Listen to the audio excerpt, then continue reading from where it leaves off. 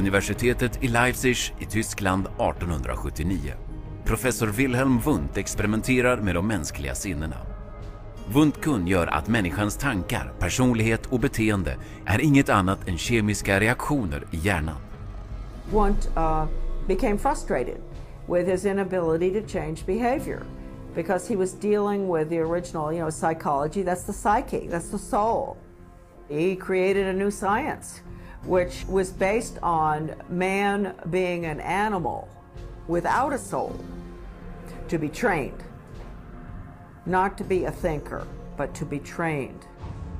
Studerande från hela världen anlände för att studera Wundts nya definition av människan. En själlös organism. Tidsandan sammanfattades av den tyske filosofen Friedrich Nietzsche. Gott ist tot. Gott bleibt tot. Und wir haben ihn getötet. I enlighet med Wundts teori utförde en ryss, Ivan Pavlov, djurexperiment för att finna metoder för att förändra beteende. Pavlov studied with Wilhelm Wundt in Leipzig, Germany, in the late 1800s. And he experimented with dogs with electrodes and stimulus response, denying privileges to denying rewards. And he noticed that when you brought out some food in front of animals, dogs in particular, that they would begin to salivate.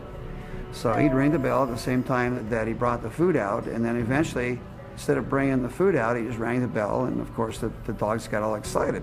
He called that a conditioned reflex. Pavlovs första mänskliga försöksobjekt var barn. Genom hål i deras kinder samlade och mätte han deras saliv. Pavlovian conditioning became one of the major foundations of a lot of behavioral science research in the 20th century. Idén att beteende kunde styras genom upprepad betingning blev känt som beteendepsykologi. The behaviorists believe that all children are animals and can be trained as animals. This was the view of behaviorists. As a matter of fact, John Watson, the most famous of the behaviorists, says that you have to treat human beings or look at human beings the way you would look at the ox you slaughter.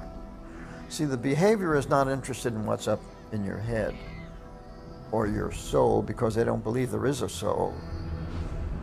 Watsons efterträdare, Harvard-psykologen B.F. Skinner, ansåg att allt beteende kan manipuleras för att passa de ändamål som beteendepsykologen eftersträvar. Skinner developed what's called operant conditioning, where he was able to demonstrate you can change animal behavior by certain schedules of reinforcement, by giving them rewards at certain times, and then you can teach pigeons to play ping pong, for example, and you can teach rats to run mazes, and you can teach human beings to seek certain economic or societal rewards. Skinner could actually shape new behavior patterns, and this actually was the sort of thing he quite soon became very famous for.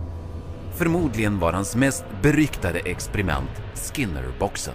He was designing a Skinner box, which is something like a big playpen, but everything in its control. The temperature's controlled, the light's controlled, and so on. And the idea is then you present children with certain stimuli that you want them to learn to react to.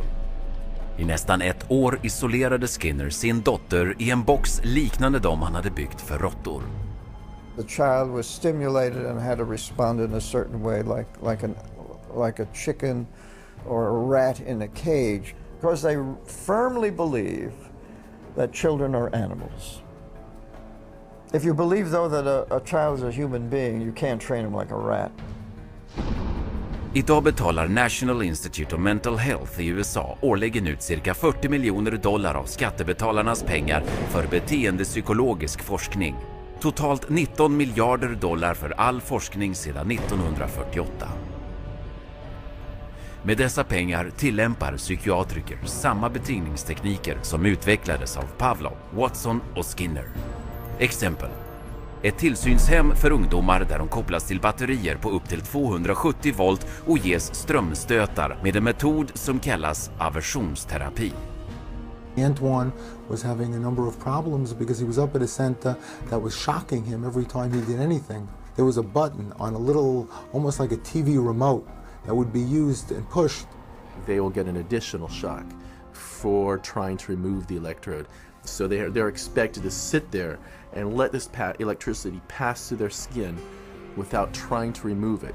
If they yell in anticipation of the shock, they will shock the student an additional time for yell. The cost to send a student to Judge Rottenberg from New York is about $214,000 per student. These students are tortured. They're given this electric shock therapy for no other reason but to inflict pain. Andra tekniker inkluderar att ge elchocker för att behandla sexuella avvikelser. Att sända kraftiga magnetimpulser genom skallen som stör hjärnaktiviteten och ge starkström via inopererade elektroder för att undertrycka beteendeproblem. Kostnad upp till $100,000 per patient. Denna vetenskap utan själ ledde till beteendemodifierande tekniker som inbringar miljarder inom forskning och behandling, men la även grunden till en annan psykiatrisk utveckling som skulle innebära döden för miljoner människor.